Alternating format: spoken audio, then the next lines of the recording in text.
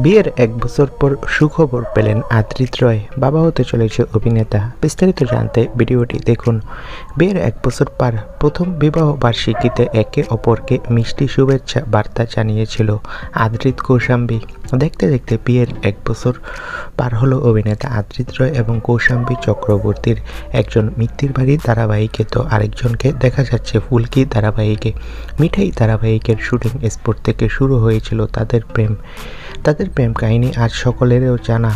যদিও মিঠাই চলাকালে তাদের সম্পর্কের কথা গোপন রেখেছিল। ৯ মে ২০২৪ সালে ৭ পাকে বাধা পড়ে। দেখতে দেখতে প্রথম বিবাহ বার্ষিকী পার করলো। আর প্রথম বিবাহ বার্ষিকীর পরপরই সুখবর জানালো কৌশাম্বী। জানিয়েছে তিনি নাকি মা হতে চলেছে। তো বন্ধুরা, কৌশাম্বী মা হতে চলেছে আর আদ্রিত বাবা হবে। এ বিষয়ে তোমাদের মন্তব্য কি কমেন্ট করে জানাও।